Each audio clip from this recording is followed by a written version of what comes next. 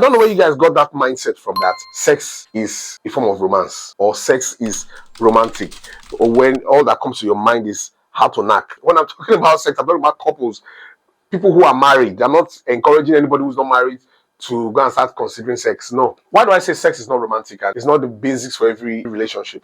You can't have your partner be going through stuff, and because you are horny, you are trying to make him get out of that situation quickly so he can have sex with you.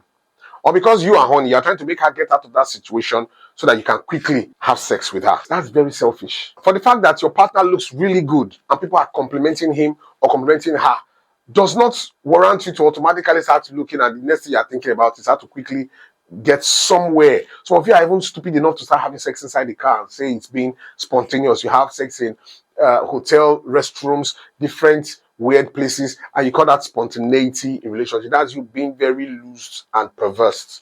There's nothing spontaneous about that. You are just very loose and perverse, and you've seen too many stupid movies that has corrupted your mind and your sense of responsibility.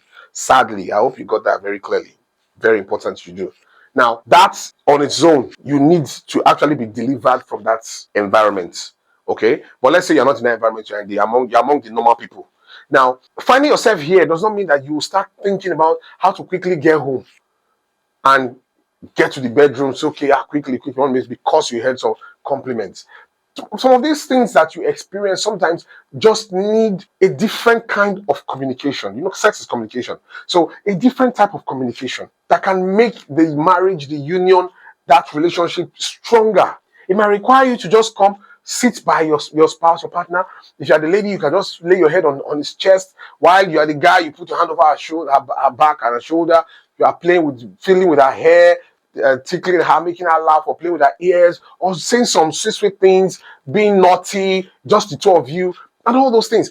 Those things will sustain the marriage longer than sex, because sex is just come, knock, don't finish. What next? That's not it. So the bond in a relationship goes beyond just knacking, goes beyond the act of sex. You guys need to understand this and understand it early so you don't miss it. That's the reason why some of you abuse it so much. When you get in marriage, some people just stay and they don't know how to now start having sex because they've had too much of it, and they start getting bored of their partners, start considering other partners. That's where cheating comes in. If your partner is not sexually active, not sexually creative, you can change that part of him, upgrade her mindset about how to make you happy. I'm not asking you to go and start encouraging her to do anal. That is evil on its own. Part of the reasons why God destroyed Sodom and Gomorrah. So when I say upgrade her mindset, doesn't mean you're going to teach her how to do carpenter style, where you hang one leg on the ceiling fan and put the other leg on the wardrobe. No, all those ones are perversions. I'm not saying don't be creative in the bedroom, but some of those things are devilish origins.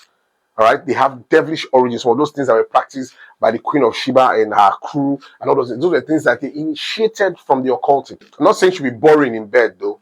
Don't be boring. But that's not the purpose of this topic. Bottom line is, don't make sex a job or make sex something that is the only escape. Where there's any small thing that you just feel sex.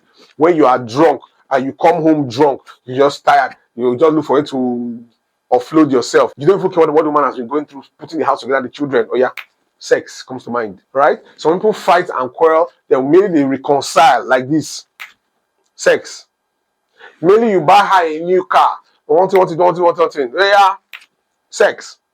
Then let's assume that it's his birthday and everything, everybody's happy celebrating. And later in the night, you just go and change. Yeah, the woman, you go and change to one very, very sexy nightwear and lingerie. Oh yeah, sex. This generation, you guys need to upgrade your mindset, because there are a lot of more important things out there for you to explore to make your marriage very, very spicy, very interesting, very enjoyable, blessed.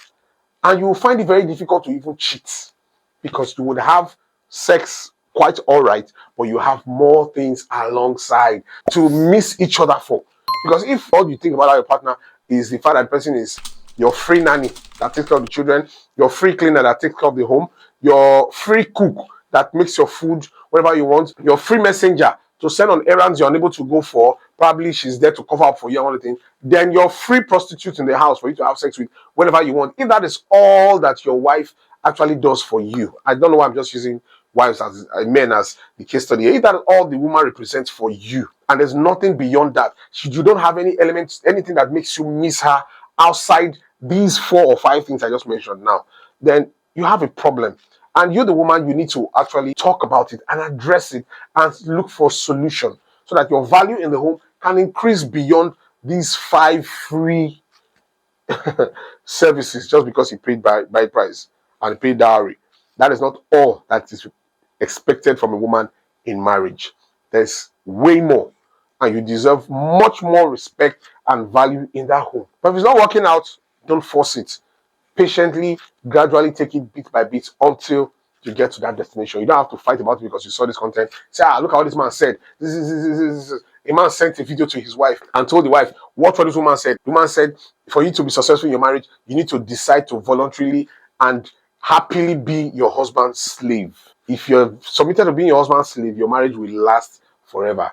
That woman, first of all, needs psychiatric evaluation because she has a mental problem for even using that word slave. And when I saw the video, I was like, wow, your husband sent you this? She said yes, because she refused to submit to some of his excesses, like boldly sleeping out, then bringing every whatever his way, both relatives, friends, distant relatives, colleagues, everybody. He just wants small 2-bedroom flats. That's where everybody can just come. When she wakes up in the morning like this, she'll see people sleeping in the parlor, more people that she has never met before, different things. If you want to open an orphanage, you go and hire a place and be putting destitutes there. You don't bring all those kind of things and force them on your wife. And when she speaks out, you say she's insubordinate, she's this, she's that, then you send her a video asking her that the only way to keep her marriage is for her to submit as a slave. That man too needs psychological evaluation. The man not normal. Well, like I always say, in all that getting, try to get sense. I'll see you in my next video.